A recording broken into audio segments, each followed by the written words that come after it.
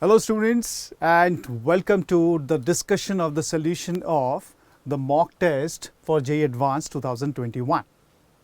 So this is paper number 1, code A. So let's talk about the first question. The first question is question number 37. If P comma Q comma R are real numbers such that P plus Q plus R is equal to 4 and P square plus Q square plus R square is equal to 6, then which of the following statement is incorrect? So you have none of P comma Q comma R can be greater than 2. Then we have P cube plus Q cube plus R cube is equal to 3 P Q R cannot be hold true. None of P comma Q comma R can be less than 2 by 3. For a real solution, at least one of P comma Q comma R shall vanish. So what we have? You see, you have been given two equations here, that is P plus Q plus R is equal to 4. P square plus Q square plus R square is equal to 6. So we have to use this 2, right? So this is equation number 1, and let's say this is equation number 2. And the important part is that you have to check for the statement to be incorrect. So that is, you have to take care, this is very important. Sometimes it has been given in the problems that which of the following statement is correct, but it is given here it is incorrect. So need to be very careful, right?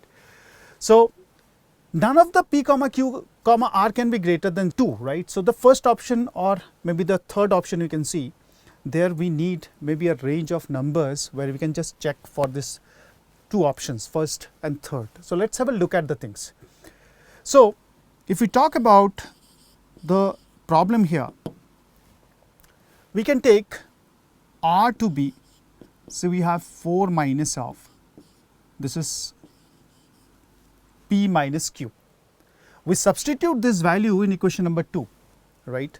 So this becomes P square, then we have Q square, we have 4 minus P minus Q whole square, and this is going to be equal to 6, right? This is what we have, okay?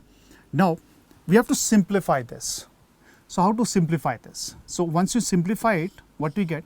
We get P square, right? And this is going to be Q minus 4 times P, okay, plus we have Q square minus 4Q plus 5 is equal to 0 once you simplify it. So for P is real, we have D is greater than equal to 0, right? So if we say D greater than equal to 0, that means we are talking about Q minus 4 whole square minus 4 times, and this is going to be Q square minus 4Q plus 5, which is greater than equal to 0, right? This is what we have. Now, if we solve this inequality using wavy curve method, what we have? We have Q belonging to 2 by 3 comma 2. Now you can see we have the solution set for Q here, the values of Q. Now, if we have Q belongs to 2 by 3 comma 2, by symmetry we can say that P belong to 2 by 3 comma 2, right? Then we have R also belonging to 2 by 3 comma 2, fine. Now you see here, if we go to the options, let's go to the options here. We have 2 by 3 comma 2, right?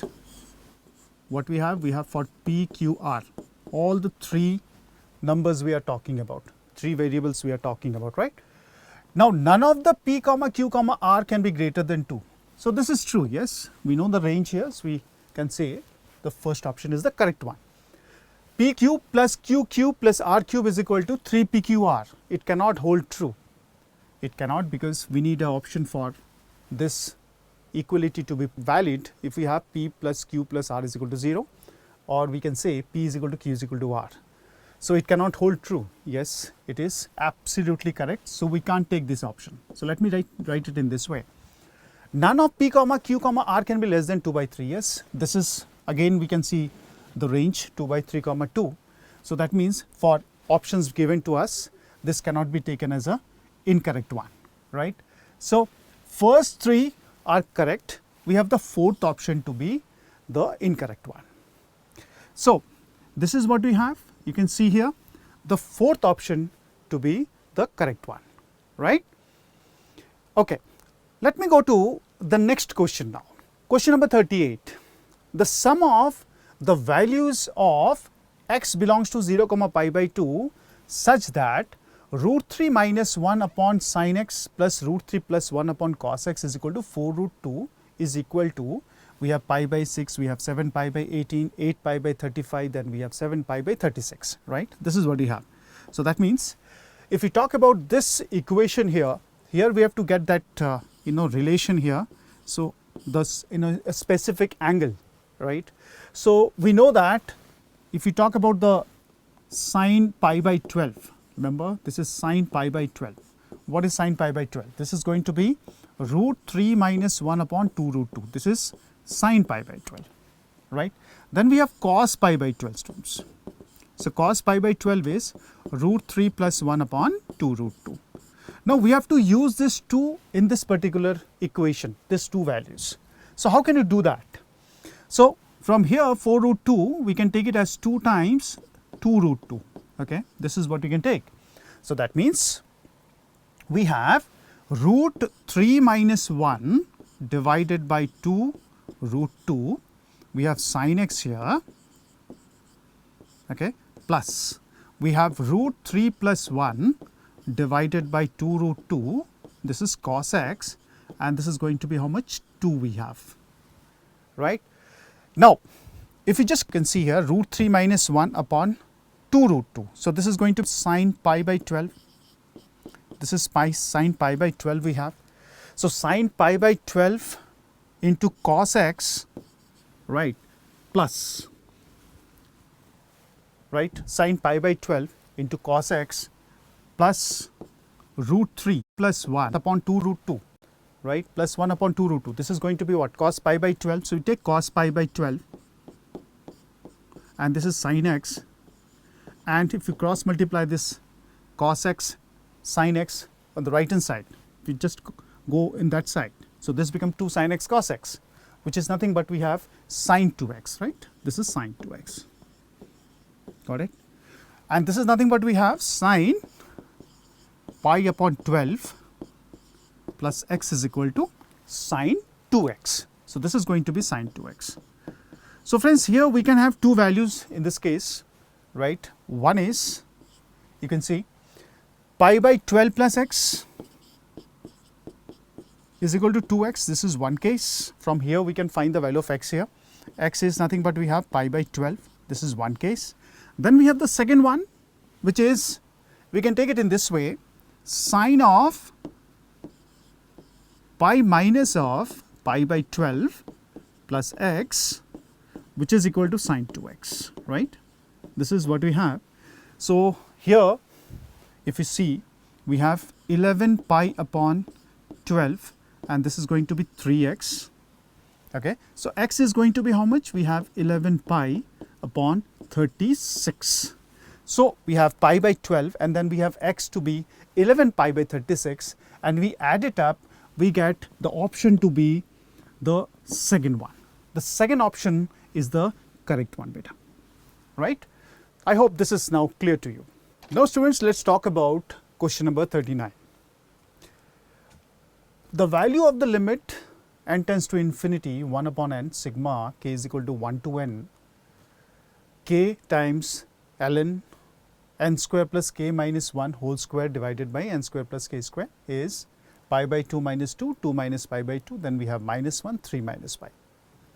So this is a problem which is based on the series being given to you and the concept of definite integral we have to use, right? The conversion of the series into a definite integral.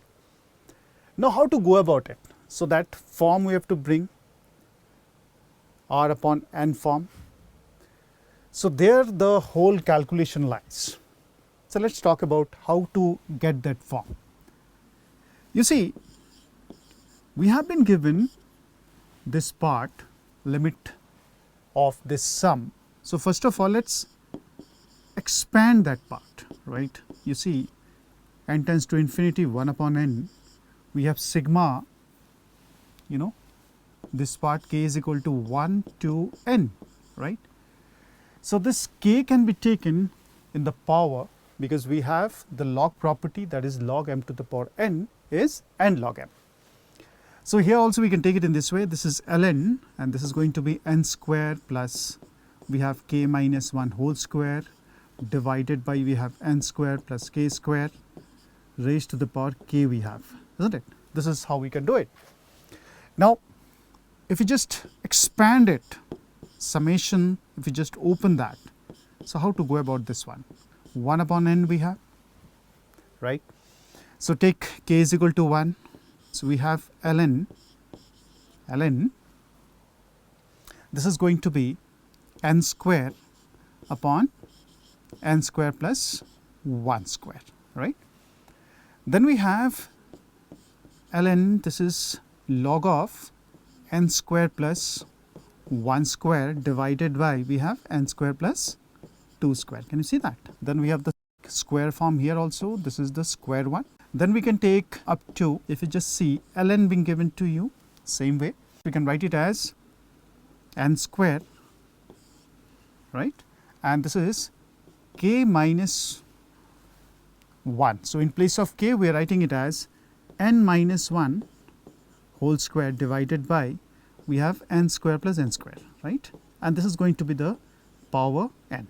Got it? This is how we can find the terms. Log mn is going to be log m plus log n, so same property. So here we have n tends to infinity, this is going to be 1 upon n, right? And this is nothing but we can just take this way. We have ln, this can be written as n square, then we have n square plus 1, right? Then we have multiplied by n square 1 square, this is again whole square we have.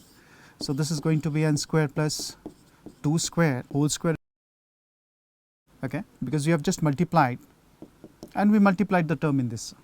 So we have n square, this is n minus 1 whole square, we have raised to the power n divided by we have 2n square raised to the power n. Okay, this is how we can write it down. Fine. Now if you just see the things here, the calculation part, here limit of n tends to infinity, right, and this is 1 by n we have. This is ln, so this is n square we have, right? So n square. So this n square plus 1 and n square plus 1 will be cancelled. Can you see that? Same way we have n square plus 2 square, then we have n square plus 2 square, that is also cancelled. We have just all the terms in this way. We have n square plus 1, got it? Then we have the n square plus 2 square, then we are left out with multiplied by n square plus we have n minus 1 whole square, okay, and this is going to be whole divided by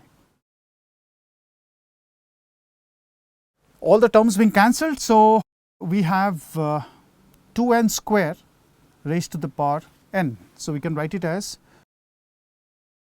2 to the power n, and then we have n square raised to the power n, right? This is what we can take, isn't it? Now you see, if we just take it in this way, so what we can do here is like we can take limit of n tends to infinity, and this is 1 upon n, right? And this is ln n square, right? And this is one part. What we can take is we can take 2 n square, right? 2 n square can be taken here, because 2 n square raised to the power n is nothing but we have 2n square into 2n square into 2n square up to n times. We have taken this, then we have again one part here, this is n square plus 1 square, again we have 2n square, right, and it goes like this, okay, into we have n square, this is n minus 1 whole square divided by, again we can take 2n square, right. This is how we can write it down. So yes, we can write it down here as 0 square. So friends, what we can do, we can just write this as in a summation form now. N tends to infinity, we have 1 upon n, and this is going to be r is equal to 0 2n minus 1, right? And if we talk about this part, this is going to be ln, okay? This is ln. So we have n square plus 0 square. So we can just separate it. We can get 1 by 2 plus 0 by n square, 1 by 2 plus 1 square by n square. So this is going to be what? This is going to be 1 by 2 plus we have r square upon 2n square, right? This is what you have. Now we can convert it into what? We can convert it into the integral form. So what will be the integral then? We have 0 to 1, right? And this is going to be how much? This is going to be ln, and this is 1 plus x square divided by 2. And this is the integral I am talking about. So we can just simplify. You can just solve this very simple integral. Once you solve it, we get the answer to be the first option, the pi by 2 minus 2, right? Now let us go to the next one.